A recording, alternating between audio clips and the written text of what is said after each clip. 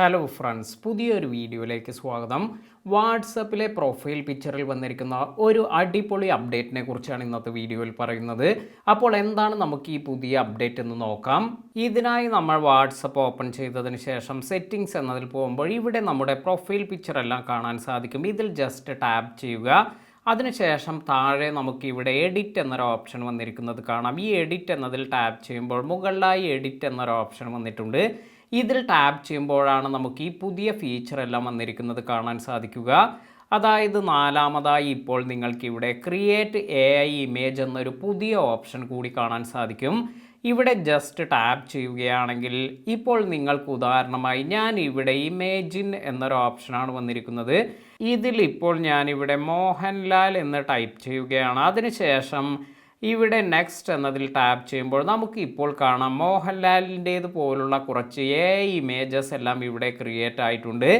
ഇതിൽ നിന്നും നമുക്ക് ഇഷ്ടപ്പെട്ട ഇമേജസ് എല്ലാം സെലക്ട് ചെയ്യാനുള്ള ഒരു ഓപ്ഷൻ എല്ലാമാണ് ഇവിടെ തന്നിരിക്കുന്നത്. ഇനി നിങ്ങൾക്ക് ഇത്തരത്തിൽ നിങ്ങൾക്ക് എന്തെങ്കിലും അനിമൽസിൻ്റെ ഫോട്ടോസ് അല്ലെങ്കിൽ മറ്റു എന്തെങ്കിലും ഫോട്ടോസ് എല്ലാം വേണമെങ്കിൽ ഇതെല്ലാം തന്നെ നിങ്ങൾക്ക് ഇവിടെ സെർച്ച് ചെയ്യാൻ സാധിക്കും. ഞാൻ വീണ്ടും ഇവിടെ ക്യാറ്റ് എന്ന് സെർച്ച് ചെയ്തിട്ടുണ്ട്.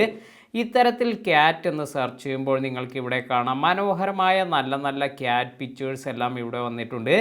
ഇതിൽ നിന്നും ജസ്റ്റ് ഏതെങ്കിലും ഒരു പിക്ചറെല്ലാം നിങ്ങൾക്ക് പ്രൊഫൈൽ പിക്ചർ ആക്കണമെങ്കിൽ ഇത് ജസ്റ്റ് സെലക്ട് ചെയ്തതിന് ശേഷം താഴെയുള്ള ഈ ഒരു ടിക്ക് മാർക്ക് കൊടുക്കുമ്പോൾ നിങ്ങൾക്ക് കാണാം ഇത് ഇപ്പോൾ നമ്മുടെ പ്രൊഫൈൽ പിക്ചറായി സെറ്റ് ആയിട്ടുണ്ട്. വളരെ ഈസിയായി നിങ്ങൾക്ക് നിങ്ങളുടെ പ്രൊഫൈലിനൊരു പ്രൊഫൈൽ പിക്ചറെല്ലാം AI യൂസ് ചെയ്ത് ജനറേറ്റ് ചെയ്യണമെങ്കിൽ ഈ ഒരു ടൂളെല്ലാം നിങ്ങൾക്ക് യൂസ് ചെയ്യാം. ഇപ്പോൾ iOS എല്ലാം യൂസ് ചെയ്യുന്നവർക്കെല്ലാം ഈ ഒരു അപ്ഡേറ്റ് എല്ലാം കിട്ടി തുടങ്ങിയിട്ടുണ്ട്. എന്നാൽ ആൻഡ്രോയിഡ് ഫോണിലെല്ലാം തന്നെ, അതായത് എൻ്റെ ആൻഡ്രോയിഡ് ഫോണിൽ ഈ ഒരു അപ്ഡേറ്റ് ഒന്നും വന്നിട്ടില്ല. iOSൽ ഇപ്പോൾ ഈ ഒരു അപ്ഡേറ്റ് എല്ലാം കാണുന്നുണ്ട്. അധികം താമസിയാതെ ആൻഡ്രോയിഡ് യൂസ് ചെയ്യുന്നവർക്കും ഈ ഒരു ഓപ്ഷൻ എല്ലാം ലഭിക്കുന്നതായിരിക്കും. നിങ്ങൾക്ക് ഈ ഒരു ഫീച്ചർ എല്ലാം വന്നിട്ടുണ്ടോ?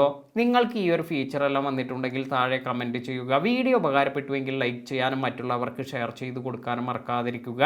പുതിയ അറിവുകളുമായി മറ്റൊരു വീഡിയോയിൽ കാണാം. താങ്ക്